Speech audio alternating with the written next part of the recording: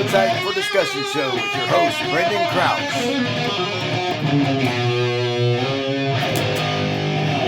All right, I think we're good to go.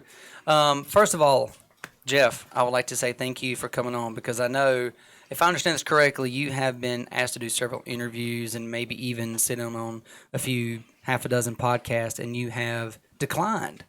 And I must have caught you in a moment of weakness or insanity, and you said yes. Yeah, no, you're right on that. I get nervous on those things, and what a lot of people think are accomplishments to me, I sometimes just have a hard time. Yeah, looking at it that way. well, So, I think yeah. that's fair because I know I'm a very accomplished man myself. No, but the other thing I was going to say is what we're going to talk about today is wicked smart, and I'm not qualified at all enough to have this conversation, but we're going to try.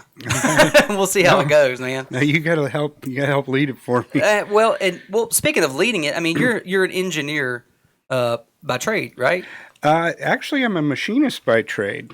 A machinist. Yep, I graduated 12th grade out in the Bay Area in Saratoga, California, and I went to one day of junior college and dropped out.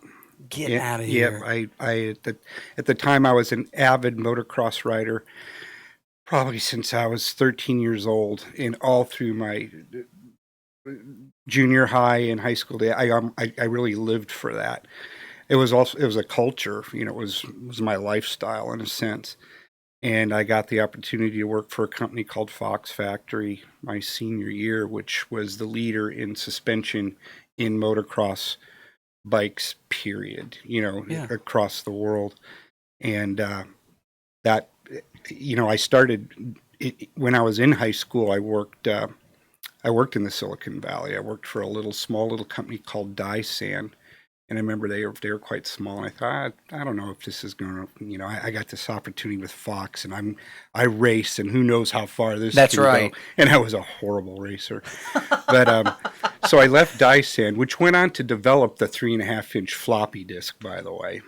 Are you serious? I think there was 30 employees when I was there, something like that. A friend of mine's father was a VP and got me the job. And I worked the swing shift. I'd go to my full day of school.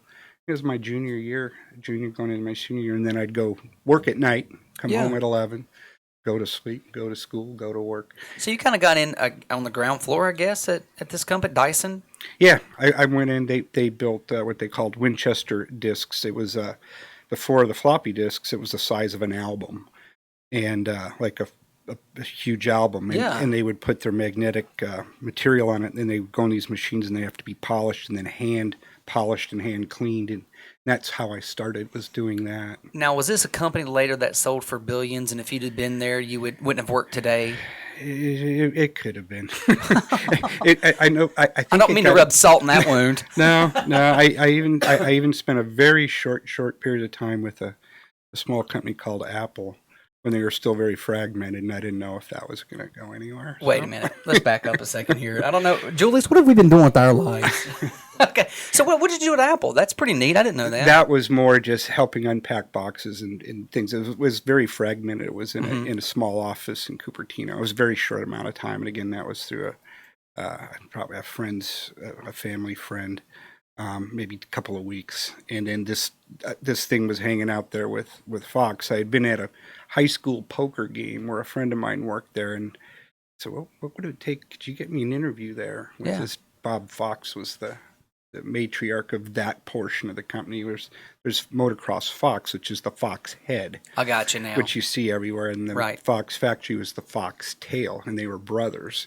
Oh. And they grew up this motocross industry together, one more on the clothing side and one more on the engineering and the suspension side. And he got me the interview, and I started there my senior year and started just building air gauges, and then started to build shocks, and then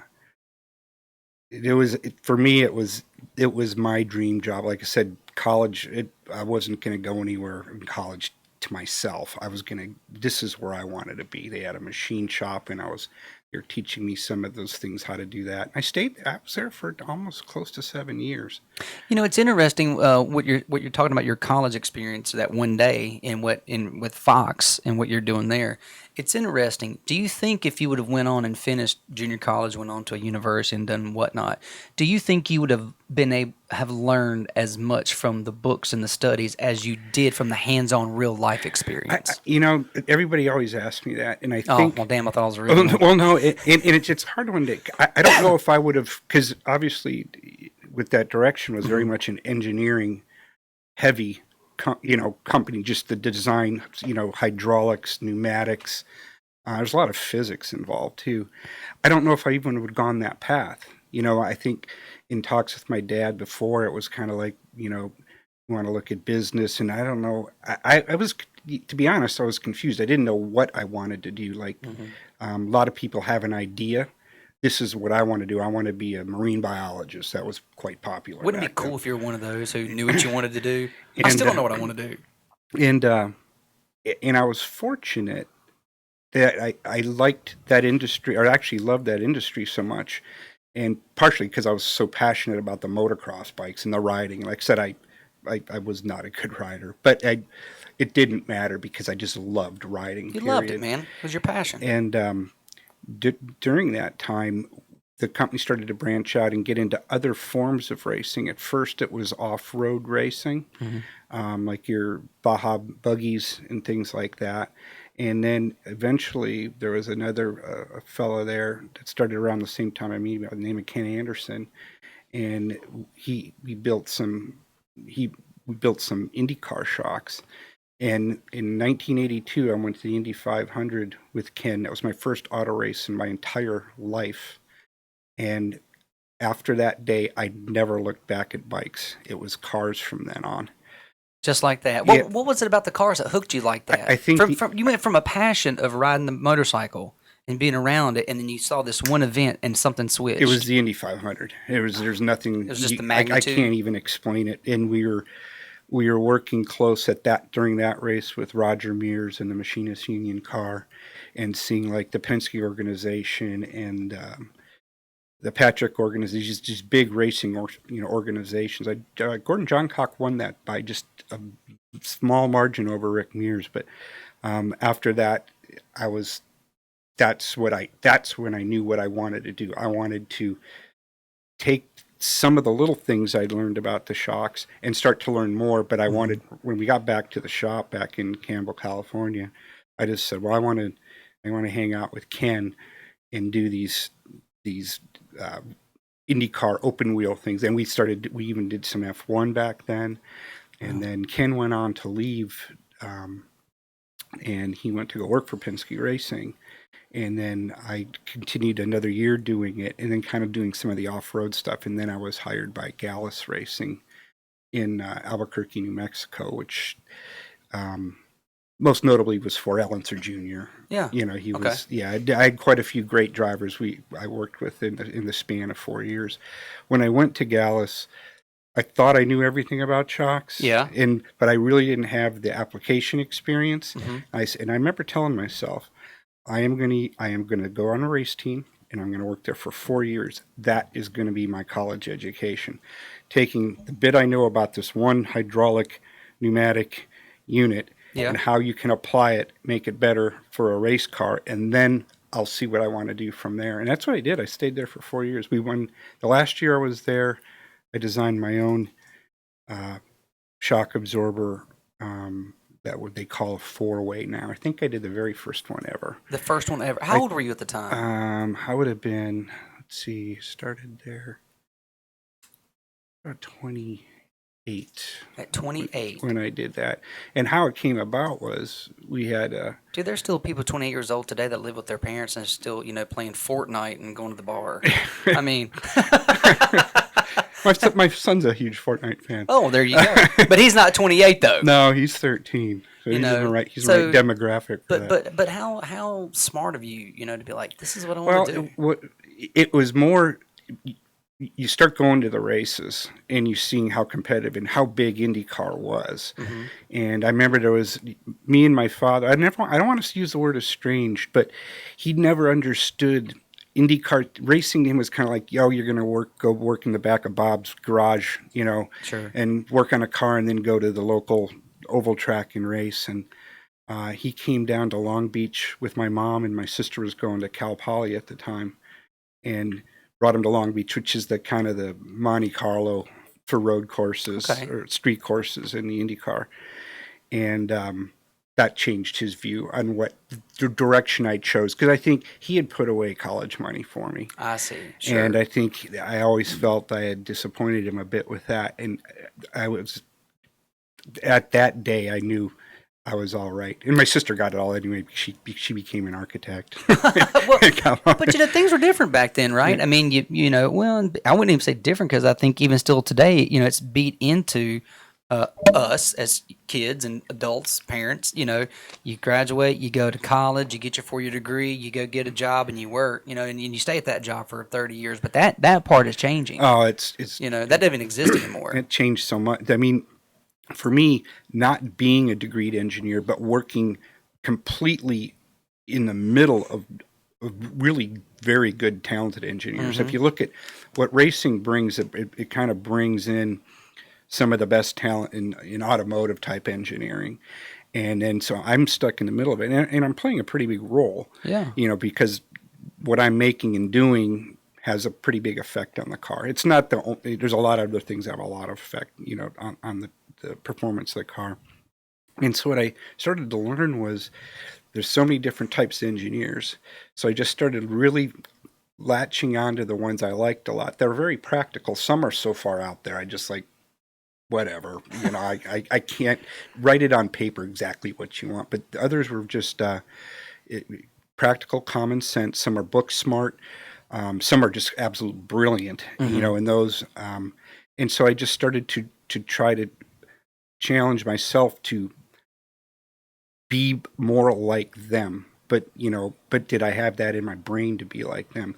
And what I did have was my machining background, which again came kind of from Fox. So I didn't know how to draw. So the last the last winter between my last year at Gallus, we had run lots of different types of shocks. We ran Monroes, Foxes, and Coney. So I mean, they're very popular, all of them, and each one had a different attribute or characteristic that was favorable at certain places. But what I'd have to do is during the day, I'd make parts for the car on the machine, on the machine shop floor. Then at night, I'd stay till 1 or 2 in the morning, getting my shocks ready for the race the next weekend. That's where you're getting your education. Yeah, and a lot of it was by myself, at the shop. So in the end, what I did is looked at, okay, what are the best attributes? So that last winter, I sat down and got in the lathe in the mill, and I made my first prototype took all the good stuff and put it together. And I really didn't know how good it was. Yeah. And then I built a set in right when we went out. Unser Jr. quite liked him, but we didn't have the miles on him, and it was hard to. I was afraid to race him because you don't want to fail. And he had been winning races, and we actually did win a race with him one of the first couple times out, and that was really super exciting. And then I still don't know how much I did on that first initial design. I still make it 40 or 30 years later. So now. you still make the same shock? It's that same design concept. Okay. And I've strayed from it a dozen times because you look at what all your competitors are doing, but I always come back to it. It just works. What happens in any kind of business, people start getting bored of looking at something like, oh, here's an iPhone. I want a flatter one or a skinnier one. But it messes it up. Yeah. It does. So I just try to make them smaller, lighter, and more efficient. And but with that, we started. Our race team was giving what I feel was giving the Penske race team a pretty good run at in competition wise. And one of their race engineers had said, "Why don't you maybe join us?" I was like, "What?" And when I was down in Long Beach for that race with my parents, we were out to dinner, and a table across the room was Mr. Penske and all his race engineers and his drivers, which he would take out occasionally at races. And later in life, I got to be part of some of those. And he came over to the table and introduced himself, and I had never met him in my life. And that's when, my parents were like, oh, Oh, wow. And then, after we won a race in the Meadowlands, New Jersey, and then instead of me flying back with the team, I drove to Reading, Pennsylvania, and interviewed, and finished out the season, and then went to join Penske in the fall of 1989. So what was that feeling like? Like they pursued, like they saw what you made, and it worked. Like right out of the gate, man, you hit a home run. Yeah, and for me, I looked back many years ago, and shock technology was really starting to rise. Okay. And I was right in the middle, in the thick of it. And for me, there was a small company called Penske Racing Shocks, which is really born out of the race shop, right down the street, housed in, literally you could walk to it from here to our cars in the parking lot. And it was a Goodyear Racing tire distribution center. Mm-hmm. And when I started there, all I had, I said I need a mill, and I need a lathe, and I need a shock dyno. And they had an older shock dyno that I kind of was donated to me from the race shop. Mm-hmm. Got the mill and the lathe, and then I just started going to town on that. And in the first year there, my customers were Ferrari in Formula One, Williams in Formula One, Penske Racing and IndyCar, and I designed my first NASCAR shock, which is now the one that's used by every team. That's how old it is. It's from 89 and 90. And I machined it first, and then I had to have somebody draw it for me. Here's the parts. Here's the parts. Can you draw it? And then when I later on that year, I remember with Ferrari, they were changing gearboxes almost every race. And finally, I sat down at the coffee table in my living room, and I did my first drawing. I still have it. Really? Oh, yeah. That's got to be pretty special, though. Yeah. For folks at home that don't understand, even me, I don't know it other than making the ride smooth. I guess I don't know. What does the shock do? What does the shock do, and what makes your shock special? Well, the way I've always tried to explain shock, one, like in our cars that we drive, we're looking for comfort. Yeah. And we have to have X amount of kind of resistance, because if we make it too floaty, like at a certain frequency, we'll just all throw up on each other. So we have to, you can get car sick very easy, and everybody's got to kind of tune that out. On a race car, you're at such an edge, what the tire manufacturer's making, and the driver. I've always looked at drivers that drive the fast race cars. Yeah. Have to have their condition. They condition themselves like any other athlete, whether you're a swimmer compared to a backstroke or a butterfly. You condition yourself a little differently. Formula One's got to condition themselves to something that's super, really quick acceleration and then deceleration. IndyCar's super high speed. Things happen really fast then. Mm-hmm. But a good shock absorber, to me, the best way to explain it is kind of like an electrical circuit. You got your 4 tires on the ground, and the better the shock, it gives a better amount of voltage to the driver's hands in his rear end or his butt, knowing where the car is underneath him or not.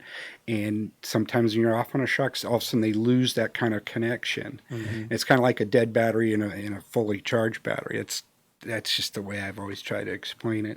And with that, can get a driver. The shocks, I can make a car go a lot faster if I didn't have a driver in it, because we know how much and I don't mean that in a bad way, because we know what the car and the grip holes can take. Right. But when you've got a human being in it, it's got an equilibrium and everything. Sure, yeah. That's where the real kind of science is how you can try to get the most out of their neuro system, in a sense, to where they know where they can brake later and pick the throttle up earlier and things like that. See, I think that's, there's a lot of people who think, the guys get in the car and they just go left, right? Mm-hmm. You hear all the cliches about drivers. Mm-hmm. But there's so much more to it, like what you're talking about, neuroscience and what the human aspect and element is that you have to anticipate and think about when you're designing something. You could be a millimeter off or even smaller than that, and Oh, it much really, smaller than- really yeah. affect what's happening to the car. Yeah, no, in a lot of things that we do, our tolerances are 1/1000th of an inch, and that is smaller than a human hair. And if you're off a little bit on that, it has an adverse effect on the outcome of the of what you're trying to achieve. And again, every driver is different, which makes it even more challenging. There were some drivers I worked with in whether it was NASCAR Cup, IndyCar, or Formula One, where their ability for speed and motion in the car didn't bother them, or some it really does. And you have to learn what kind of a micro machine part you're going to make to take care of that one individual versus another one. And I keep learning that. Oh yeah, sure. I keep doing. I'm not out at the racetrack nearly as much as I used to be, but the folks that I have doing that, I really try to listen to them, and I have to put my feet in their shoes every once in a while, remember where I was and where I came from, what used to, when I really wanted or needed something. I really had to do it myself a long time ago, and now I have the ability to try and give it to them and not have to, have them go through all that angst. Has there ever been a driver that you can think of that, for lack of a better terms, got it, or maybe was the easiest to prepare a car for, and you didn't have to do all these different adjustments? It was just smooth. If that even makes sense of what I'm trying to describe. Yeah, that's a tough one too, because sometimes you tune more and you get someone that was quicker. But I think in my whole career was Rick Mears. Rick Mears. Yeah, he could tell you what he kind of wanted. As a shock person, you have a team of race engineers and different engineers around the car, and they're looking at aerodynamic advantages, or looking at tires, or looking at all sorts of geometry also in the suspension. I always just looked at the shocks. Yeah. And I learned to just keep my mouth shut. And when they kind of ran out of things to try, hey, Jeff, let's do this. And then sometimes you'd be able to help, and sometimes not. There's so many. I mean, that's a hard one, but just the one that sticks out to me was he was all, and a lot of it was his demeanor too. Yeah. The way he talked. Well, with your, not now obviously, but back when you were breaking in and you even developed, this shock that's used 30 plus years later, with your lack of a college degree, was that an obstacle at any point? Did anybody frown upon that? No, sometimes I always, what my fear is, and still is today, is getting backed in a corner and having three engineers taking their fingers and poking me in the chest with it. And so what I do is I try to shoot as many holes in something prior to a meeting or something. And a couple times, and it was funny, there was one time at the Canadian Grand Prix, and it was a very well-known designer and a father, kind of the father of some of the active suspension era.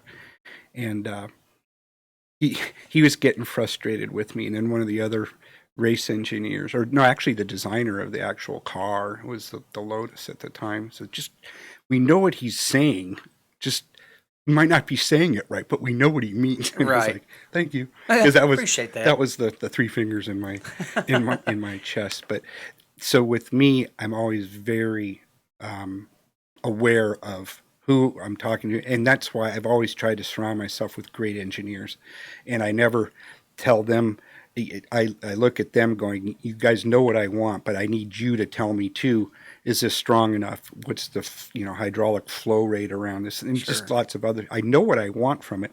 I just can't get on the calculator and bang it out. Right. And I taught myself how to design and draw and pretty early on too, actually, with the CAD, and gone up. But I've gotten to a certain level where I still like doing my 2D drawings in CAD. Which is pen and, is that like, do you like to start up pen and, or no, pencil and paper? I finally sold my drawing table a few years back. Really? But I kept almost all of my pencil drawings that I did over all the years. But I learned to do it on CAD, and I'm very fast on CAD. But when it comes to modeling, yeah, I think I've been sent to school 2 or 3 times. I flunk every time. Yeah, because I have, being a machinist, when I draw something, I always try to look at, you have 3 planes, you have X, Y, and Z, which is this way and then up and down. So I always look at a part, how would I make it? And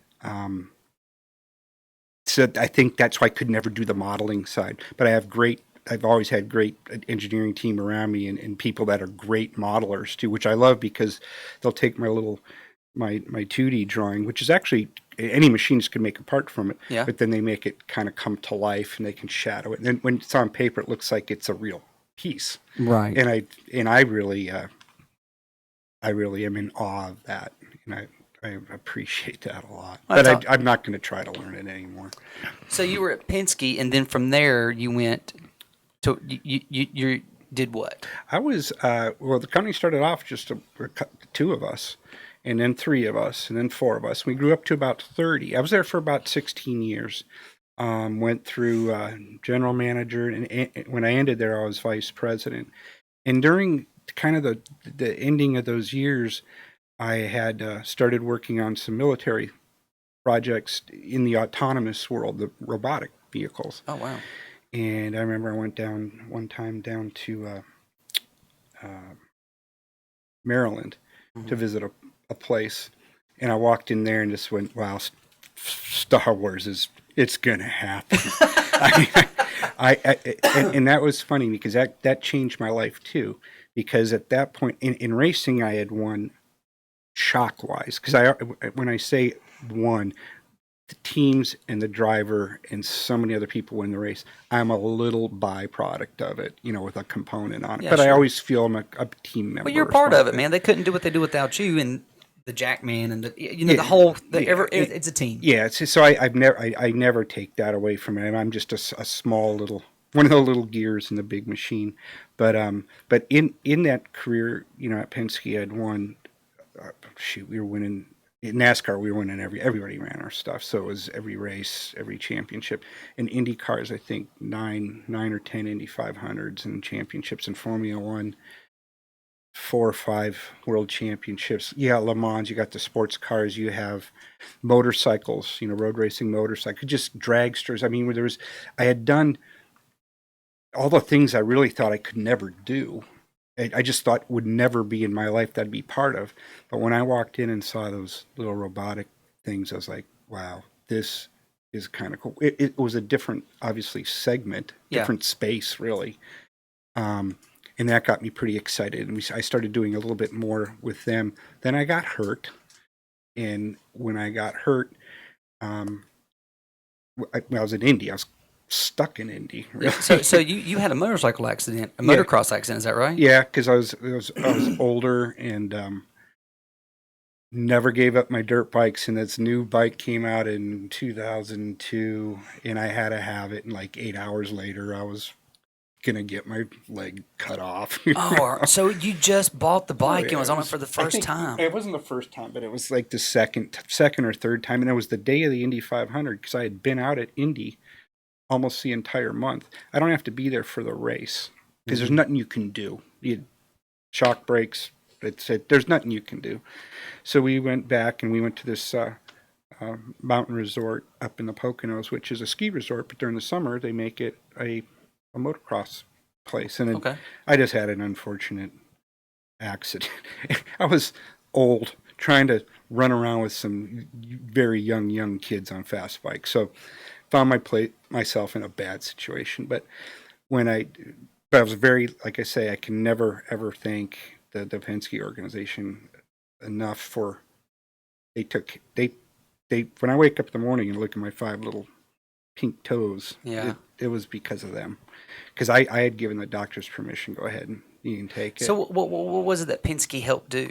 They helped me. It was the hospital, so that they needed some specialists. So he had his one of his jets came and picked me up with a nurse on it, and they flew me to a trauma hospital that was better suited for it. And they did put me back together. The surgeries, I think I had six or 7, but they weren't little ones. They were 10-hour ones, and they were actually taking things out and putting them back in. And I remember the very last surgery, and they were hard because waking up from them, coming out of the recovery room, sometimes you have a good one, and sometimes you don't. Right. But so the last surgery, it became a routine. I said, "Don't give me the little cocktail before you wheel me in. I want to see the the room. Yeah. And then basically went in his room, which was about 50 degrees, and it was a stainless cross they put me on and tied down, and then they take your clothes off. And I said, "No, you got it.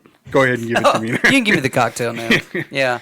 But they had on all the walls, they had all the little MRI pictures of all the things they had done, and it was amazing, really.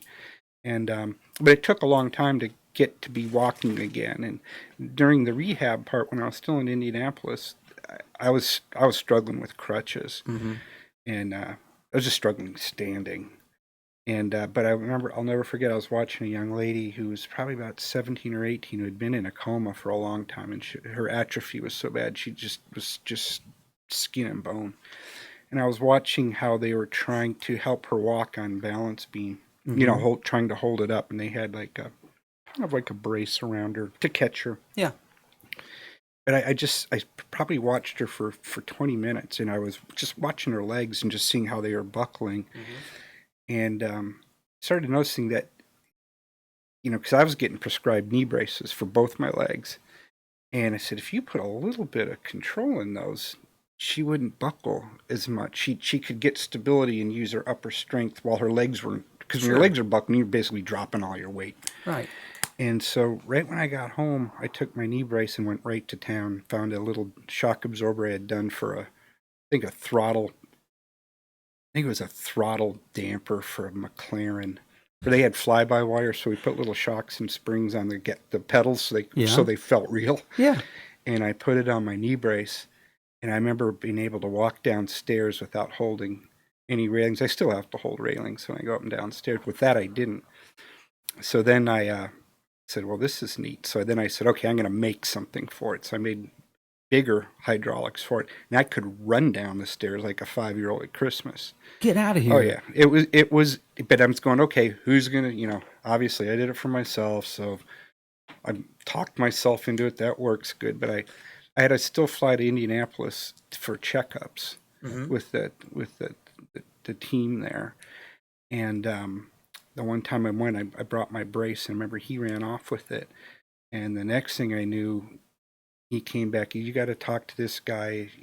He's with the Department of the Navy. He's with the Office of Naval Research down in Virginia. And so that kind of led to a little bit of a contract where I did for some of our war fighters that kind of ride the fast attack boats. How did that help them? What it was is I had been working on seats like this that the operator would use, and they would hit in certain sea state, which they call 1, 2, and 3. Okay. They would hit so hard that the G-forces were so hard when they'd slam into it that they were actually having to discharge them, and they were crushing their spines. That's right, what they were doing. They're just grinding the vertebrae on one another. So we worked on a seat program that would actually, between their team, who would use some of their technology to see the upcoming obstacles in their way. And then with the seat, we would do that before they would hit that obstacle, the seat would actually raise and then go. So just help with the cushion, help with the blow. But then you had two guys on the front and the back of the boat standing with guns. Yeah, right. And so all they had were their knees. And the knees are great suspension unit. Sure, but they can only take so much of a beating too. But you got to remember, it's not you going down; it's this coming up into you. That's right. And so what we did with the braces is we basically gave them seats for their knees, where they could kind of sit back and let that pound. And there was hydraulics in them, and we had sensors on them to measure all that. And I got a little contract, and we made a number of them. I don't know where they're at now. I always reckon, like in what was that movie, Raiders of the Lost Ark? Remember at the end when they have a giant warehouse? Yeah, yours is in a giant warehouse somewhere. But isn't that interesting though, man? You had this catastrophic injury to your leg, and you're sitting there. But that's how your mind, an engineer mind, works, right? You're looking at how can you fix something, how can you make it better. That's why my mind doesn't work that way, and that's why you do what you do. Well, But and it led to this with the Navy. Well, and with that too, I was still very involved in Formula One, and I was going over to the UK a lot to some of our teams, and one of the particular teams was McLaren, and they have some just really nice, I guess you can call them assets, technical assets, with the electronics, embedded electronics, and they jumped on it too, saying, "Hey, this is pretty cool." So they said, send us one, because my brace, the first one I had to be plugged in the wall. The ones I did for the Navy that weren't, but the original ones. And they said a week later they gave it back to me, and it was run on a battery. Then I would use a Palm Pilot to look at the data. If you remember what Palm Pilot? Absolutely, sure. And then it went on from there. And we did a prototype together between the two of us. And the knee brace sat in the Metropolitan. It was in London Museum. I forget which one. It was in Kensington. I know that, and it was a big museum. I thought it would be like one of those ball of yarn things you see on. It was the big one with the big white pillars on it, and it had it where they were saying, looking at how much technology comes out of Formula One, how it can be adapted to improving the quality of life, and this was one of the exhibits. And it was there for almost a year, and that was really neat. That's got to be a good feeling. They did a TV show on it too, from London. Did they really? Yeah. Making that and inventing that has to be just as gratifying, maybe even more so than some of the races that you've been a part of and winning. Yes, and they're all intertwined, really. Yeah. The one thing I do have still a huge passion for what I call biomechanical technology. That's the knee braces, that prosthetic I was talking about, where we can start putting some of the technology I've learned from racing, but giving it back to us humans, because in racing, a lot of that technology, there's lots of money, remember, being spent to get that 1 second quicker lap or whatever. But a lot of that technology only is good for a number of months in some cases, and they get shelved. Where if you pull those things off that shelf, in the biomechanical side, I got 10, 20 years lifespan out of that. Wow. And that's how unique it is, and that's why I think motorsports is very important just globally, is because it pushes those things. It pushes very smart engineers to develop things but their blinders are on a car. Right. And sometimes you need me to poke my head and go, I could use that over there. Not necessarily the mad scientist, but you see more of a broader picture. Yeah. And some people have that tunnel vision of what they're just focused on. Like I looked at, you've seen the exoskeletons that people that have been, paralyzed that can walk. I've got a vision, and actually I have all the ingredients to the recipe to make it to where you could wear it under your pants and you wouldn't see it. All coming from, again, it's coming from different materials, composites, micro hydraulics, things like that are used. They're using now more in the commercial world, are quite big. But that's when I was, even looking at how could you apply some of those things to the upcoming deep space missions to Mars, because when you're in space that long, you start to atrophy because there's no gravity, so you have no resistance to any of your motion or movement. So it was looking at where you can use, again, things I've learned from that, to where you can put it into your clothing and your finger, everything, a glove, to where every time you move it, you're getting 1 G of resistance. Lifting your arms. So even when you're sleeping or breathing, you're getting a G of resistance, so you're keeping your body tone better. Because some of these folks that are coming back from, astronauts. Yeah. Some of these old schleps are coming back. that are coming back from, over a year, some are Russian and so on. They have to be carried out. They can't. They've lost all their muscle tone. Yeah, and bone mass. Oh, they lose too. bone density? And that's what's really important, is trying to do that. And there's been some really neat technologies coming out of that by about MIT and up in the Boston area. So have you had the opportunity to work with to develop or help kick out the can around with like NASA or folks like that? I had talks with SpaceX. early on about kind of this some of the spacesuit idea. Yeah. Not the one that you'd go out and crawl around floating in space. Mm-hmm. There's really only one company who makes that, and that's in Delaware. Really? And I don't know if you heard recently where they have the two young ladies up in space. They only had one suit that would fit because it takes a while to make them. But so you have to really put on a whole different thinking cap of what you're going to do, especially when you're in a capsule for that long. Yeah. Is keeping your muscle tone and just bringing things, more down on size. And again, that's where my non-engineering, that's when I start to wig out a little bit because you're talking to people, but you're going, but at the same time you're saying, sometimes if you don't think with that, if I had gotten my degree in engineering, I probably would not have done half of what I've done because I would have talked myself out. You'd have talked yourself out of it. Yeah. When you're sitting there talking about that for the suit, is that for shorter missions or longer missions? Long, deep space, months. I'm thinking, they have to wear that suit the entire time, right? No, you could take it on and off. Okay. I mean, probably to clean yourself, whatever. But I was going to say, where does the poop go? What happens? They still know you take it off for things like that. Okay. But like now they're having to and again there's probably a scientist not going, what's this guy talking about? We have that all. I would tell you, if there's a scientist listening that's thinking that, then I have done something right. Okay. But you see them on their exercise machines on the space station and so on. Where you'd still want to do obviously all that for all your cardiovascular and so on. Yeah, sure. But just on the bone density and things where you can, by your just every little motion that you take for granted, you're trying to give back that 1G of gravity. So when someone like SpaceX talks to you or reaches out to you and you give an idea or do something for them or whatnot, does that idea just get shelved, put somewhere, or they're like, Jeff, that's good. We'll come back to you.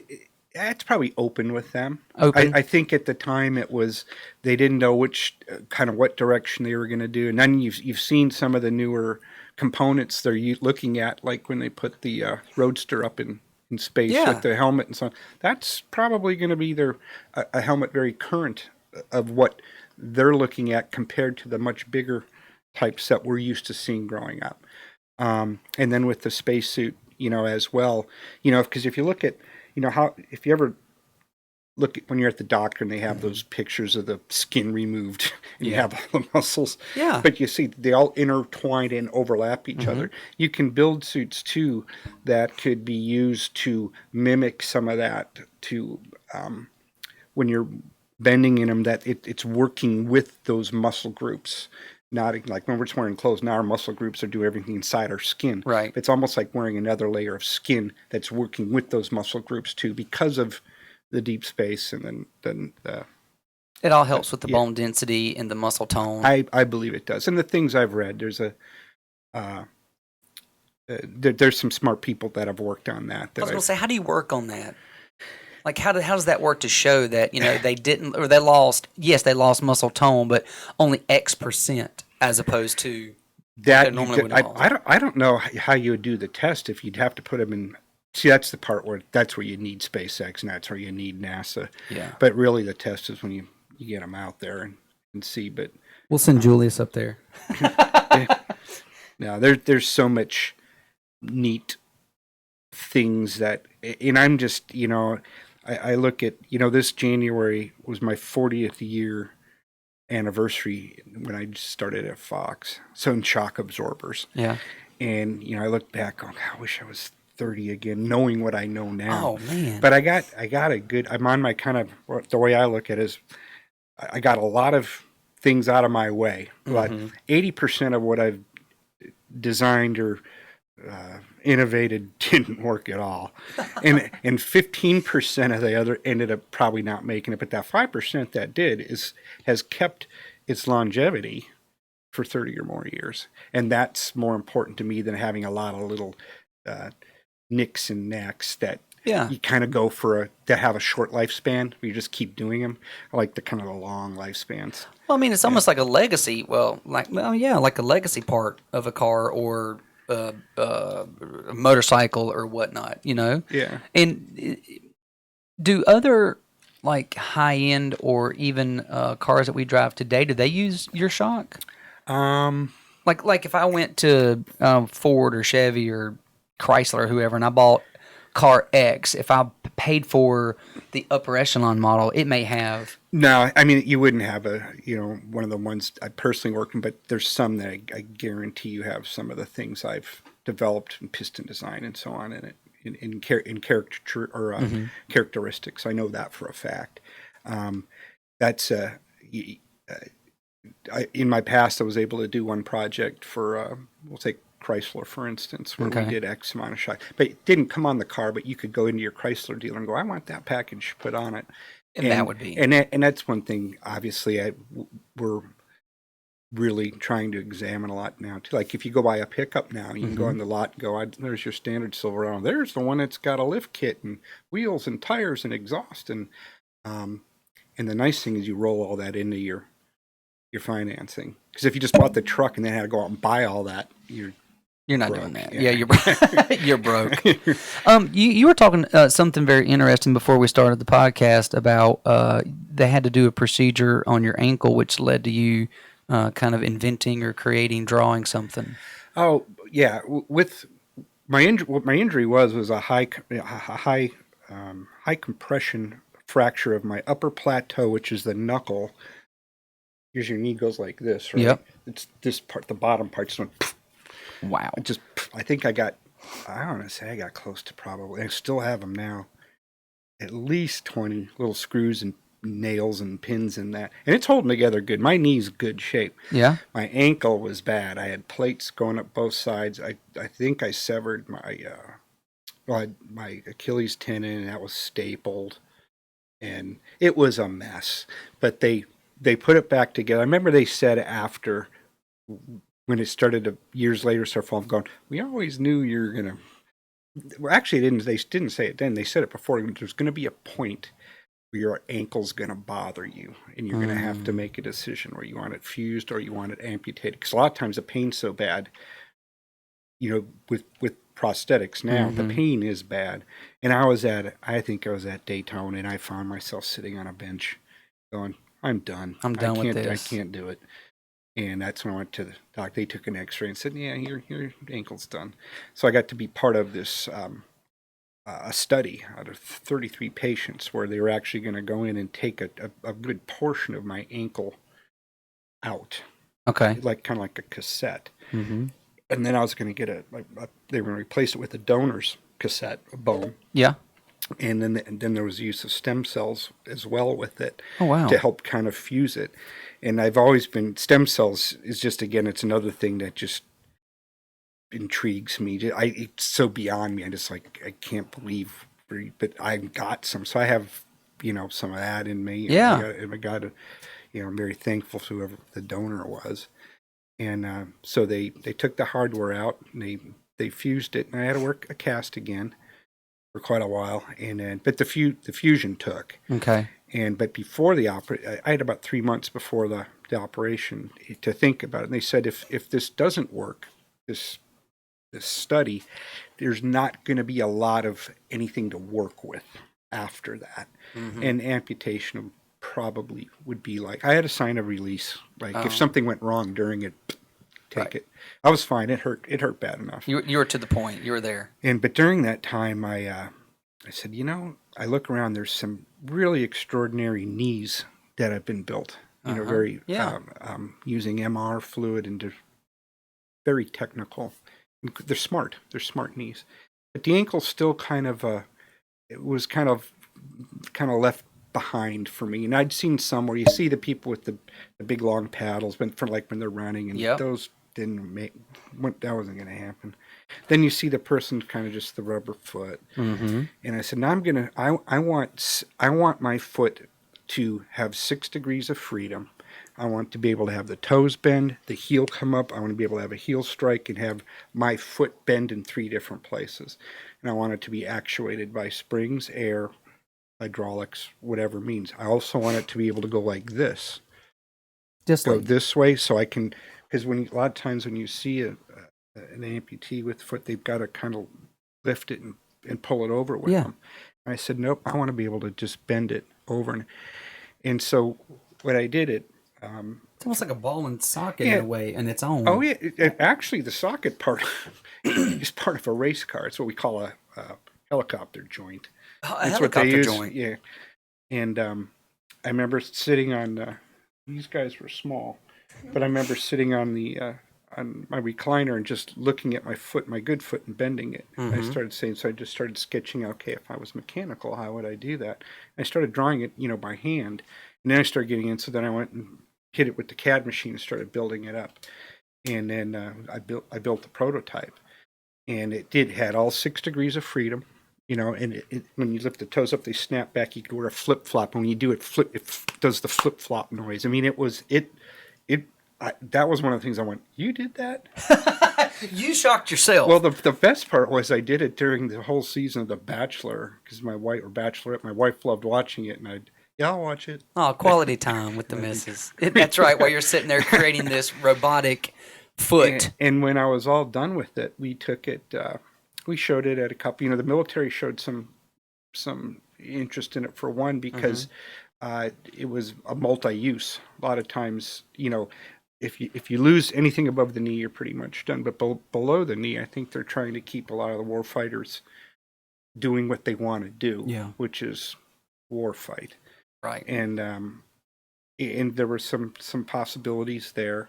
And then at one time, we got invited. A friend of ours locally in town who does a lot of 3D, really high-end 3D printing, made some of the parts for me. And he goes, I got a group of people out in California, and it's called effects. They're the leader in special effects in movies. Okay. Pretty much period. Okay. And have been for decades. So we flew out there and sat at this big table with all like the Predator behind me. I mean, full size stuff from all the movies. It was like one of the coolest days I've ever had. That sounds pretty awesome. But I put the old foot or the leg on the table, and they grabbed it, and this works. This really works. And I was going, yeah, it totally works. Yeah, I built it for me, of course. Doesn't yours? Yeah. So what did theirs look like compared to yours? Well, no, theirs is different. Again, they're artists that I can't, but they use all different kind of materials. Where this, probably some of it you couldn't. It's art, that right. It's used for, and then I got to meet the designer who came in who had worked on the Iron Man suit. And he looked at it, and he also had a lot of these really neat ideas of doing the clamshells where you press a button and all the sides would open up. Like when you put it in a shoe, you could press a button and it would open up in the shoe, so you never have to tie it. That's what you keep on doing, suck in, and then you can pull it out. Get out of here. And it had a lot, the design has a lot of features on it that, like if you're trying to jump a chain link fence, it'd be a bad idea with that, because it would just get hooked on a bunch of things, where he could make the whole enclosure. But like anything, because when you're in the racing business, things take over, and so I'm looking forward to keep working with that. And at the time, really part of the inspiration of doing it too is with Ray Evernham, one of his employees, he lost a leg in a very, very bad accident, a racing accident, and I went and met with those orthopedic people and the people that do the prosthetics, and was kind of getting a little bit of traction there too. And then again, it was the same people that did the Dolphin Tale, the movie.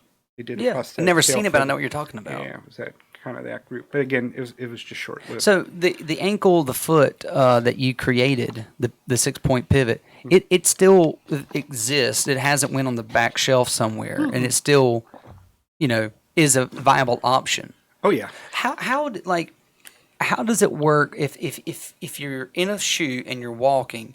What keeps it from pivoting in or out off of itself? It's spring loaded on each side. Yeah. So if your foot it moves very easily this way, but as soon as you start to go a little further, it starts to really stiffen up. Okay. Really stiffen up. Like when you've ever rolled your ankle all the time. Yeah, you can't roll your ankle on this one. Mechanically, you can't do it, but it's very easy to do. Like if you just wanted to rock back and forth a little bit, but you can tune it to where you want to rock it back and forth 2 degrees, 5 degrees, 10, then it goes way up. So the individual could adjust it to what they want. Yeah, I'm going to end up needing probably those later in life, man. If I'm wearing loafers and I'm doing yard work, here's a funny story. I'm pretty much a klutz. I was spreading pine needles, and I was the last little bit of this was last year, and I was like, all right, I'm walking this little grade, and I was like, and I stepped wrong. And I literally folded up, landed on my shoulder, and rolled down the hill under the azalea bush. And I was like, I have broken my ankle. It's in half. Like, I'm going to look down, it's just going to be flopping. No, little exaggeration, but that's the way it felt. So when I was sitting here, you're explaining, I was like, how does it not just collapse on itself? They're enjoying it. But now that makes sense. The spring loaded, and you can adjust, and it gets tight so you don't roll your ankle. Yeah. No, and all of it too. Every time you lift it up, it's got mechanisms that automatically level the foot out, so it can't fall and drag. Like when you bend your toe, when you're going like this and you bend it up, as soon as you lift it up, the toe doesn't stay up; it goes back flat again. And then when you heel strike, the same thing. It all comes back. As soon as you lift it up, the thing comes right back to center. Will it be able to replace the blades, like you see the Olympic athletes? It doesn't. You could put pretty big springs in it, but they have the long length on it, Yeah. so you've got that. It's a cheater. Cheater. No, those are very unique for that. But for the thing for me that's always hard by not knowing that you'd have no feeling there. Yeah. Would it be there for you? But I think it's. I say if I ever lost my ankle, that's the one I want. I would I wouldn't think twice about it. Well, how would that work? Let's say, God forbid, that you had to end up losing your ankle in a year or two, whatever, and your prototype's still in your closet or whatnot. Would you be able to look at said surgeon, said hospital, said institution, and sign all the waivers and go, this is what I want, make it happen? Could you do that?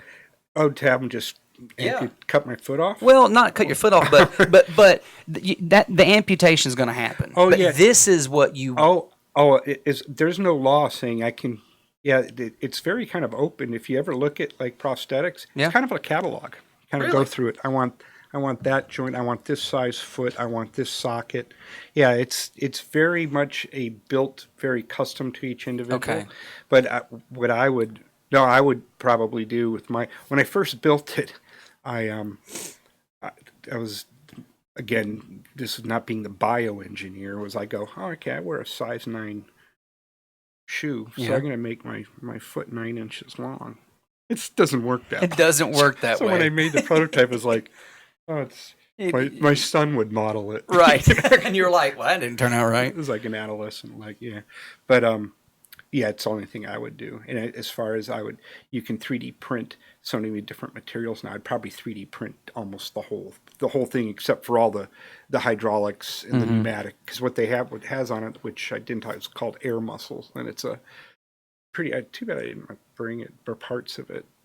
Is the air muscle is it's a pneumatic like balloon almost with a wrapper like that, kind of like reminds you of the Chinese finger trap. Yeah, and I was just talking about those the other day. when you put air to it, it expands, but it's very powerful. It's as strong as a muscle. You can bend nails with them and stuff. And bend nails with them. It's a mechanical muscle. If you ever saw the movie I, Robot, it's all the little black things coming out of the neck. Those are all air muscles. Man, I bet you watch those movies and your wheels just get spinning. Oh yeah, I still watch them when they're on. But so I was using that as part of the componentry. The air muscle it has an Achilles tendon. It does. Oh yeah, but it's an air muscle.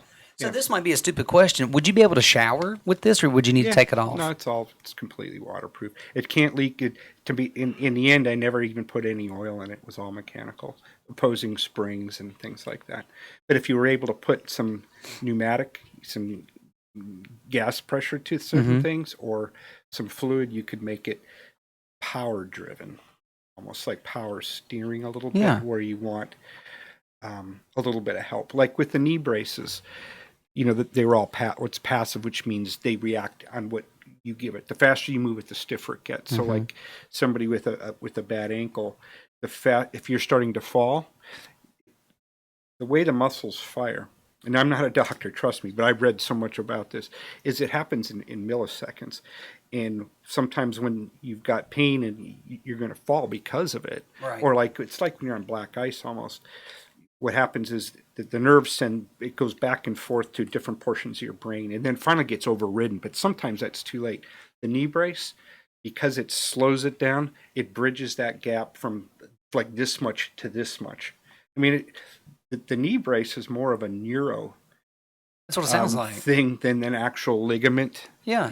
device.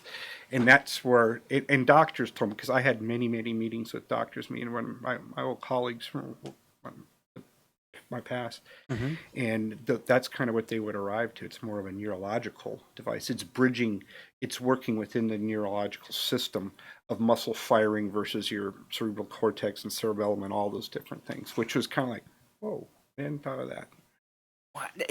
Are they still using that knee brace? I guess you don't know. No, Well, in the military. no, but- I don't. I believe they are. I only made X amount of lists. They did, but after that was over, I wasn't really able to see where it ended up and what it did. Now I had one I made as a spare, and I got braces I made for myself. So with all the cool stuff you've made that have went on, while you're sitting there watching The Bachelor with your wife, do you have patents on this? Yeah. You do? Oh, that's good, man. What would it be like, Julius, just to sit there and be able to create something? From your mind, watching something, put it on paper, go to a machine, spin it around, make it, and you're like, yep, this is going to help people. But, that's a very simplistic way to look at it, obviously. Yeah. But, man.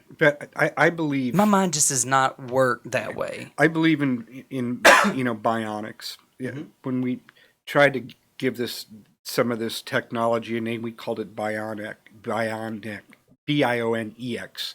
X meaning X, so it's on you. Bionics is in you. And I think bionics is definitely going to be, probably in, maybe not my lifetime, it'll be in theirs, yours, where they will be able to put non-biological things as a appendage, and they're close to it. They're real close to doing it now. But it's kind of like that technology, everything I felt I was working with on the knee brace, is part of those pylons you got to pound in the ground to make that bridge to get to that point.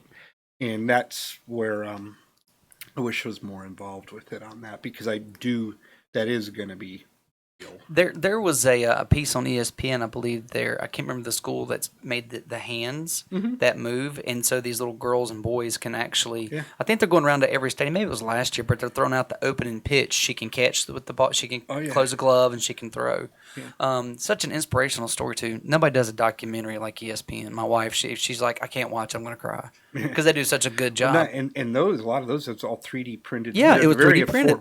Very affordable, and they've got some that are, very advanced, where they're just it's your thought going through nerves are telling it kind of what to do. I'm getting to the point of one day where it'll be you lose your hand. Yep. You jam this into your bone, and then it grows around. So it's Mad Max. It's Mad Max, man. I think that's, and with animals they're getting close to that, but like just with. It's crazy what they're doing with it. So do people reach out to you for help? Like, institutions, or maybe not institutions, but like, the phone rings, you're like, SpaceX guy, sorry, I got to take this. Yeah. Yeah, yes and no. It probably was more frequent years ago, but I just haven't been that involved in it lately. Again, with the, with the company growing the way it is now, you got to look at what's putting the bread on the table, and that's always what's been the hard part, because if had I come from a biomechanical engineering background, all these things would be in a totally different place. Sure. When they go, oh, what's your background? I make racing shocks. Oh, that's nice. Yeah, moving on. That's right, and that's very true. And I gotta find a champion to get behind it, and once that happens, I think it'll go pretty quickly. It's interesting too. This event, like I said earlier, this catastrophic event to your leg led to all these things in medical stuff, with the knee brace, and you helping out the military, and then the ankle. Without that injury, do you think you would have been led to create that anyway? Nope. So even though that was a horrible event, man, it's led to some good stuff. Yeah, I would have never in a million years thought of applying that. Like I said, I had different ideas of how I was going to apply some of the things I learned from Formula One Mm-hmm. embedded electronics into the racing side, but it was that 20-minute session Watching that girl. Yep, that changed everything.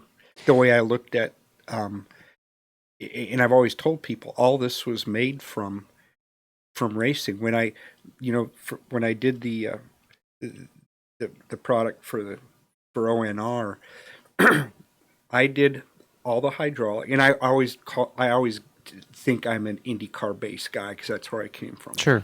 So I did all the hydraulics, and then like even the kinematics of the knee, of the actual hinge for your knee. Yeah. I got invented and got a patent on that hinge. It's the closest biological reproduction of the non-linear motion of your knee. And I was reading about linkage from dirt bikes. I mean, that's where that came from, Mm-hmm. ultimately. And then the hydraulics, and then McLaren did all the electronics, which was the data gathering. Okay. Formula One. And then the person who formed all the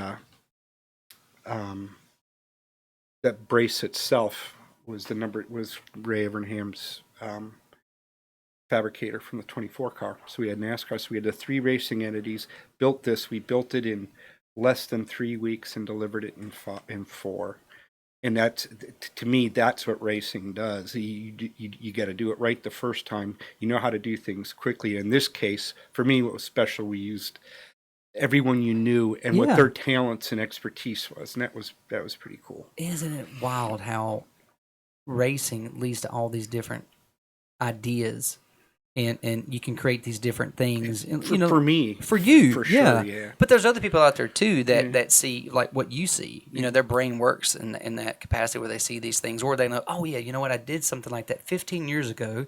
You can back to your drawing or whatnot. It worked for 3 months and then we shelved it. Yeah, but it can help people, in medicine. Yeah, I mean, even on the knee braces, we've done kind of disposable ones for the military, which could be used in the military for like fast roping.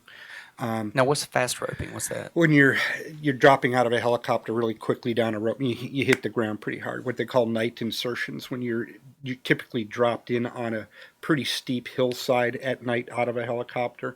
A lot of times when they jump out, you only have to be off as an inch on your anticipated where you're going to land. Yeah. And you can blow your knee out. It happens if you ever stepped off a curb wrong when you think it's not there.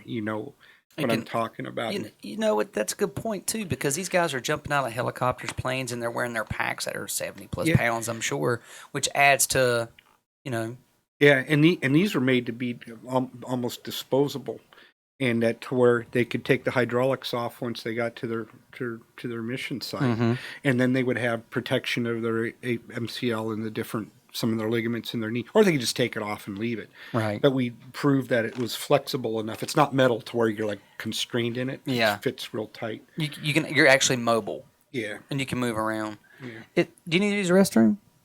It's just out the door and to the right, and then there's a little hallway there. Yeah, same. If you need to use this right there. We'll wrap this thing up here shortly, but it's fascinating, that the military reaches out. You work some things with NASA, and you're a local guy. I mean, you're here. Like I was saying before we started, it's not like they're you came from Silicon Valley in a way, right around there.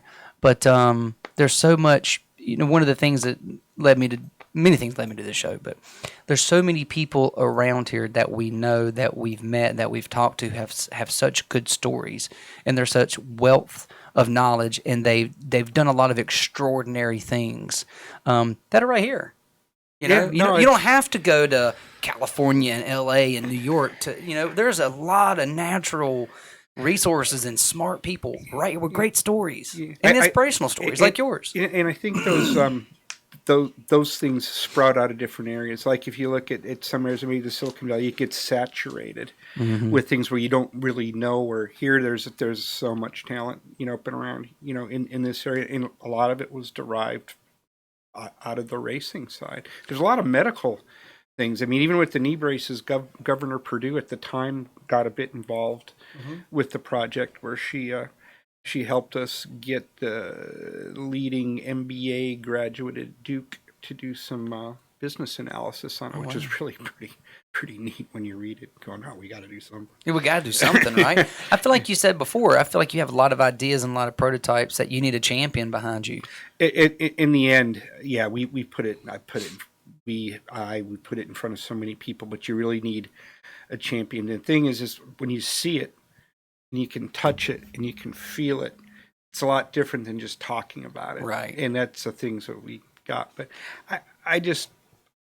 what would make me, I've learned a lot in my life from some of the very extraordinary people I've worked for. And one of my, one of my bigger mentors was obviously Mr. Penske. It is one of my biggest mentors is Mr. Penske. And I think he's got a way of, paying it back in different ways. Sure. And for me, if I could improve someone's quality of life by producing something that was actually derived from racing, I would feel really satisfied. That because people how they view racing, but if you can take that from that, to me, that's personal satisfaction. Absolutely.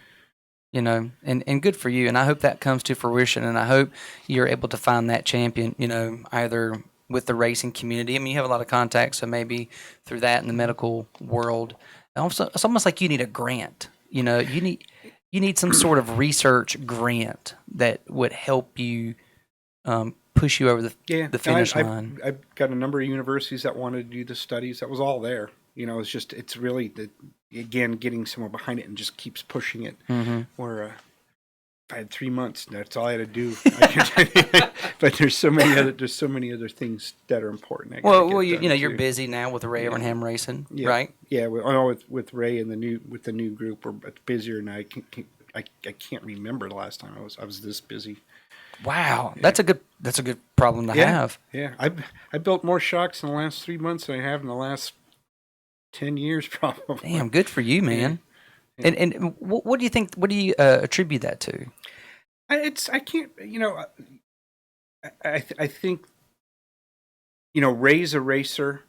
We've known each other for 30 years. I have a huge amount of admiration for him, as I think a lot of the other racing world. I think when they saw maybe this coming together as a nucleus or as a group, a lot of existing customers I had in the past are now coming up more, and then we've also gotten some newer opportunities. Obviously, some from Ray directly, and then some others that just was it happenstance. I don't know, but it just kind of some things are just kind of all aligning. It's unique. It's special. It's interesting that you're that busy and you're growing.